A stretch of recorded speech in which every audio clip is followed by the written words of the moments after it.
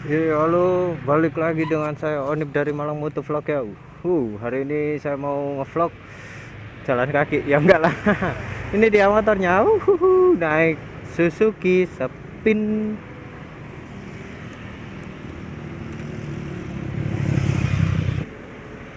Oke, nggak usah berbelit-belit lagi. Yuk kita berangkat. Ah. Lama-lama ini channel saya kayak anu ya, kayak apa namanya, cok malam. Walah, cok malam ya ngono lah pokoknya. Dan sempet itu pulang kerja siang gitu, tidur istirahat, soalnya kerjanya wow, amazing Spiderman.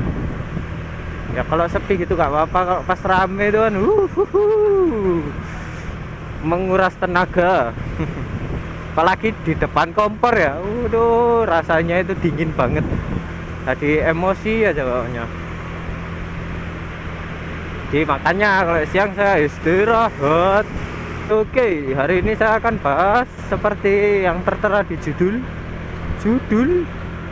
apakah itu, yaitu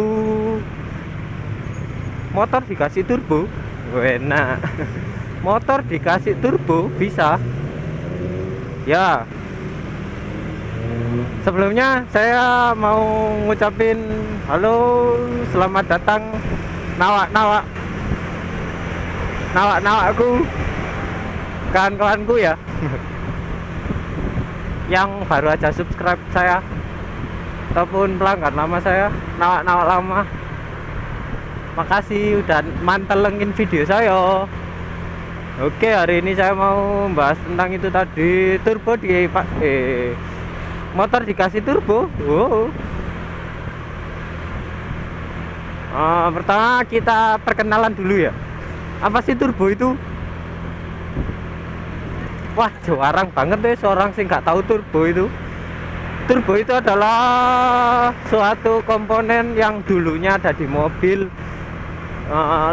lebih tepatnya kendaraan besar ya, kayak truk, bis, terus ya semacam itulah, truk, bis dan kawan-kawan, berbentuk seperti keong, rumah keong.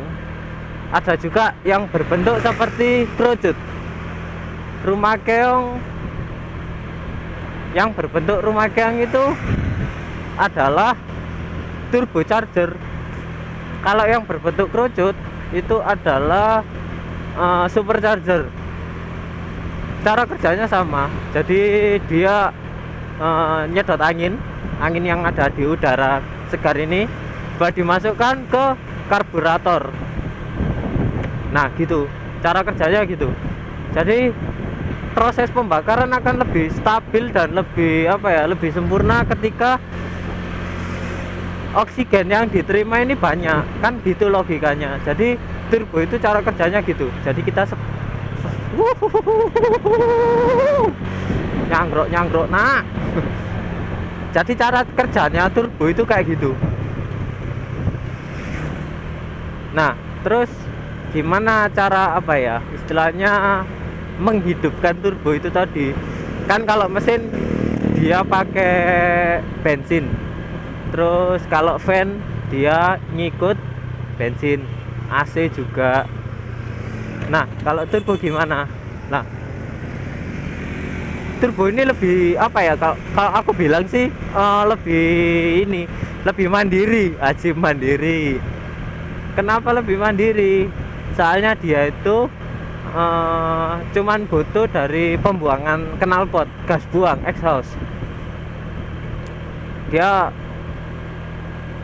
jadi tatanan, sebelum saya jelaskan lebih lanjut ya, tatanan dari turbo itu rumah keong dengan 4 titik.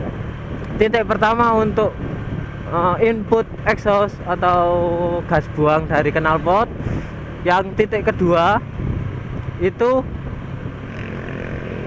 keluaran angin dari exhaust itu sendiri. Kan nggak mungkin kan kalau misalnya dibuntu, namanya knalpot buat cornering. namanya knalpot buat membuang gas sisa kok dibutuh. Jadi cara kerjanya gitu. Nah, terus yang kedua ada lagi dua kan sisanya. Yang pertama dia buat ngambil angin, nyedot angin. Terus yang kedua dia buat nyalurin angin yang tadi ini ke apa namanya karburator itu tadi. Nah, kenapa kok diputus-putus seperti itu? Cara kerjanya gimana sih? Lah, cara kerjanya itu di rumah keong itu ada turbin yang bisa dapat bekerja ketika mesin hidup. Ketika gas buang bertekanan tinggi, jadi turbin berputar, dia nyedot angin oksigen itu tadi, set. Nah, dibuanglah ke karburator. Terkadang ada juga yang pakai intercooler. Nah, gunanya intercooler apa? Kan putaran dari turbin itu sendiri kan sangat kenceng. Wow, anak-anak belajar cornering keren nih pasti. Wow. Saya dari Malang Motovlog. Nah, biasanya pakai ini intercooler. Kan turbin itu tadi putarannya sangat kencang ya. Ya kira-kira segumpalan ginilah turbo itu sekitar segini. Menghasilkan tekanan 0,5 bar sampai 0,5 bar sampai 0,7 bar. Jadi kan putarannya sangat kuat. Jadi angin yang didapat itu sendiri juga sangat panas. Nah, cara intercooler itu buat ngademin angin itu tadi sendiri. Jadi angin yang didapat itu dimasukin intercooler terus di angin-anginin. Ya cara kerjanya hampir sama kayak yang buat oli itu sama. Nah, setelah itu baru angin segar ini tadi dimasukkan ke dalam karburator. Jadi mesin nggak gampang panas. Nah, gitu. Sekarang pertanyaannya apakah bisa dipakai di motor? Nah, nggak asal masang coy. Kita harus memperhitungkan kompresi yang kita miliki dalam motor kita itu dikecilin dulu. Kenapa? Kalau kegedean kompresi, pengapian terlalu besar, yang ada malah jebol mesinnya. Nah, terus yang kedua buat kalian yang pakai motor non injeksi, masih pakai karburator. Nah, kalian itu butuh fuel pump. Karena kenapa? Kan gunanya gunanya si turbo ini kan buat memperbaiki proses pembakaran. Jadi ketika kalian oksigen yang masuk terlalu besar, tapi bensin yang diinput terlalu kecil, kan percuma. Kalau injeksi kan enak, tinggal utek-utek ecu beres deh, ya kan. Nah, tapi kalau yang pakai motor yang pakai karburator kan nggak ada ecunya, nggak ada otaknya. Gimana cara dia nyuplai bensin yang banyak? Nah, itu dia butuh fuel pump. Jadi pompa bensin agar lebih lebih banyak gitu loh inputnya. Nah, gitu. Itu yang kedua. Yang ketiga, kalau di motor itu apalagi ya kalau misalnya pengen pakai intercooler ya bebas itu, kebutuhan aja. Cuma ya itu tadi, yang paling penting adalah mengecilkan kompresi. Karena kalau kompresi terlalu tinggi ya itu tadi, jadi tekanannya itu terlalu besar gitu. Nah, terus jangan lupa juga ini oli. Kalian harus menyuplai turbo tadi itu dengan oli, karena kan dia berputar turbinnya. Jadi kalau nggak ada olinya rapet, terlalu panas, ya sama lah kayak mesin terlalu panas, beset, bisa-bisa malah patah atau copot dari rumah keong tersebut. Jadi kalian harus nambahin kayak istilahnya selang gitu buat ke turbo. Tapi nggak sembarangan sih, kita carinya itu yang di daerah ini bertekanan tinggi. Gimana sih Om Pino maksudnya? Ya kan kalau misalnya kita taruh di tempat yang bertekanan tinggi itu biasanya di dekat klep ya, di dekat klep. Kan kalau misalnya kita nggak pakai yang bertekanan tinggi kan percuma, nggak ya, sama kayak bensin tadi, nggak ngemompa ke dalam turbo tersebut gitu loh. Jadi kan percuma, oli yang di input ke dalam turbo itu nggak muter gitu loh. Lah itu yang ketiga, yang keempat, alah terserah wis kepiro lali aku. Nah jadi gitu. Terus kenapa sih turbo kok nggak ditanam di dalam mesin aja gitu?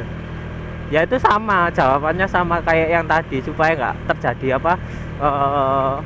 kompresi yang berlebihan, tekanan yang berlebihan. Makanya ya kalau kan turbo itu harus disetting dulu, dia inputnya itu berapa bar. Kalau kebanyakan kan wow bahaya sekali. Jadi gitu, cara kerja turbo itu seperti itu. Jadi angin exhaust masuk ke turbin terus keluar, ada juga terus yang sisi satunya dari input nyedot oksigen, habis itu langsung dimasukkan ke karburator ataupun lewat intercooler dulu. Nah gitu. Terus kelebihan dan kekurangannya apa? Ya selalu ada kelebihan dan kekurangan. Kayak misalnya kita bicara tentang kekurangannya, dia di RPM rendah itu tarikannya itu kurang greget gitu loh. Nggak kayak mobil-mobil yang nggak kayak mesin-mesin yang lain. Kalau di RPM rendah yang langsung tuut gitu. Kalau mobil atau kendaraan bermotor yang punya turbo, dia bakal ngelimit sebelum turbo itu bekerja maksimal. Jadi istilahnya gembot itu sing model sing tarikannya sing tapi kalau udah biasanya kalau di mobil itu 3000 rpm ya, udah masuk 3000 rpm langsung tarikannya kayak setan. Ngono. Itu kelemahannya. Yang kedua adalah si turbo ini boros banget sama oli. Nah yang kedua itu turbo ini boros banget sama oli.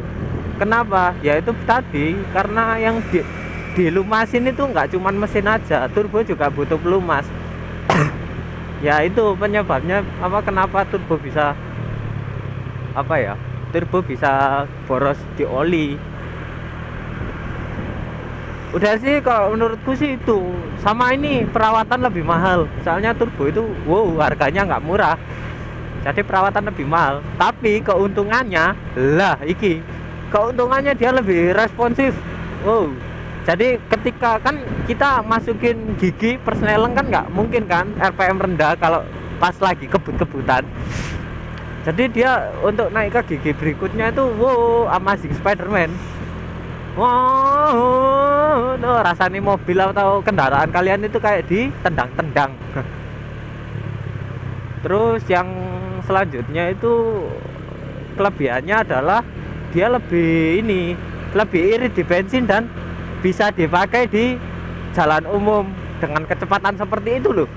Kalau kalian ngobok mesin kalian, nggak mungkin kalian pakai mobil atau motor kalian di jalanan umum. Karena kenapa? Kan gampang panas pertama.